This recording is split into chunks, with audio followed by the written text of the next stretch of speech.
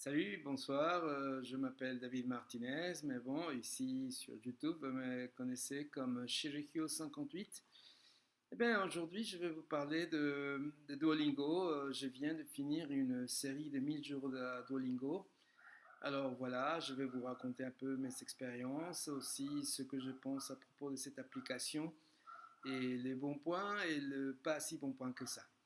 J'espère que vous trouverez utile l'information que je vais vous donner. Alors, pour le bon point, eh bien, Duolingo, tout d'abord, elle est gratuite, il ne faut pas payer. Bien sûr, il y a une version premium auquel il faut payer, mais bon, la version gratuite, elle est vachement pratique, on peut faire beaucoup de choses avec. Alors, je pense que Duolingo est une excellente application pour commencer l'apprentissage d'une langue, pour se familiariser avec une langue. C'est-à-dire qu'avec Duolingo, vous pouvez, par exemple, savoir quelle est la prononciation d'une langue, le vocabulaire de base, les salutations, le prise de congé, enfin, tout ce qui est le début d'une langue, vous pouvez le faire très facilement avec Duolingo. En plus, Duolingo est très facile, très amusant à utiliser. Donc ça favorise, pour ainsi dire, l'apprentissage. C'est sympa, on avance sur le produit d'un arbre qu'on est en train de faire. Et puis, il y a aussi de choses qui sont très intéressantes. Par exemple, il y a des petites histoires interactives. Cette option, elle existe sur les langues espagnol, anglais, français et allemand. Et ce sont des petites situations qui sont jouées, qui sont très sympas, très amusantes et qui utilisent beaucoup de vocabulaire, beaucoup d'expressions courantes. Alors là, je trouve que c'est formidable pour les gens pour commencer à se familiariser. Et dans mon cas, j'utilise Duolingo avec le langage de travail, le langage de base en anglais, et j'ai fait de la pratique des langues françaises, italiennes et allemandes et j'ai fait l'apprentissage des langues russes et japonaises. Donc, je m'amuse pas mal, j'ai énormément de choses à faire. Et l'important, je trouve, c'est de l'utiliser jour à jour. Alors, pour le mauvais point, eh bien, dans Duolingo, chez Duolingo, il n'y a pas de très bonne explication de grammaire. C'est-à-dire que Duolingo est basé sur la traduction, phrase à phrase, mot à mot. Et bien qu'il y ait ce qu'ils appellent des types au début de chaque leçon, et en réalité, il n'y a pas véritablement de leçons de grammaire. Et donc, c'est pas tellement facile à comprendre comment ça marche la grammaire dans une langue. Ensuite, une autre chose qui est des fois un peu, pour ainsi dire, déconcertante, c'est que certaines phrases sont assez illogiques. Certaines phrases sont des phrases qui n'ont pas de son ou que tu dirais, mais quand est-ce que je vais utiliser cette phrase dans la vie courante?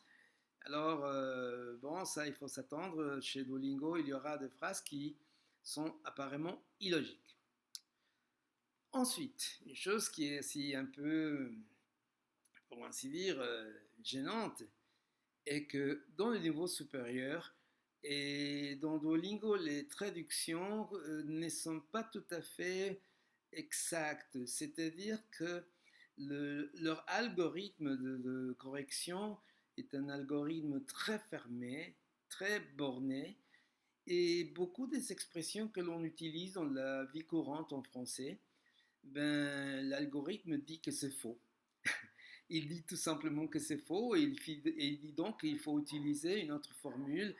Et alors, moi, honnêtement, ça m'est cassé des fois le pied parce que, bon, ça fait déjà plus d'une trentaine d'années que je parle français. J'ai vécu en Suisse pendant 4 ans, j'ai travaillé pour le compte d'une entreprise française pendant 20 mois, 20 ans, pardon. Et alors, disons que et puis en plus j'ai une certification C1, mais disons que non, l'algorithme de Duolingo, il est très fermé, très borné, et il n'accepte que les réponses qui sont déjà programmées à l'avance. Alors ça, je trouve c'est un petit inconvénient au niveau supérieur de Duolingo. Alors, au niveau de mon expérience personnelle, moi j'utilise Duolingo depuis 2014. Alors ça fait déjà un moment que je le travaille et je l'utilise à la fois comme enseignant et comme étudiant, comme élève. Comme enseignant, je l'utilise comme outil de support, comme outil d'appui pour mes élèves dans les langues anglaises et françaises. Dans le cas de l'allemand et l'italien, bon, je l'utilise pour moi-même, pour faire de la pratique, pour ne pas perdre le niveau. Et dans les cas du japonais, du russe, eh ben, j'utilise comme élève. J'apprends, j'apprends. Alors, c'est vraiment des optiques très différentes, mais c'est des optiques qui, disons, m'ont permis de m'amuser, de ne pas m'ennuyer pour utiliser Duolingo. Et donc, cela m'a permis déjà de finir complètement et les arbres, c'est-à-dire c'est les structures qu'on utilise chez Duolingo pour un cours. Et j'ai complètement fini les arbres de français, d'allemand et d'italien. Et je suis en train de le faire pour le japonais et le russe.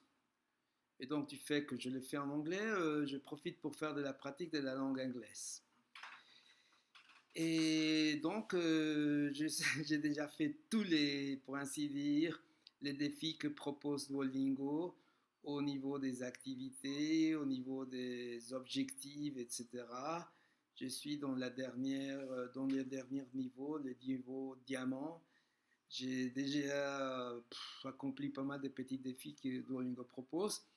Puis, comme je vous avais dit déjà, je viens de finir une série de 1000 jours à Duolingo. Et 1000 jours, ça représente exactement 2 ans et 9 mois. Alors bon, je peux vous dire que ce n'était pas facile, mais moi, je me suis dit, bon voilà, je vais le faire. Et bon, il faut aussi dire que c'était au troisième essai que je l'ai fait. 2 fois, j'ai échoué, et puis maintenant, je viens de le faire. Alors, je suis content. C'est pour ça que je partage mes petites expériences.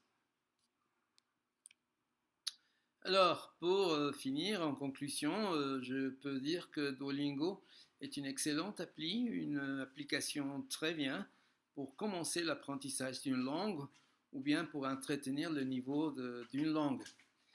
Et donc, ça permet de pratiquer continuellement une langue, si vous la connaissez déjà. Mais je ne dirais pas que c'est conseillé pour faire des études de niveau supérieur ou bien pour approfondir la connaissance d'une langue.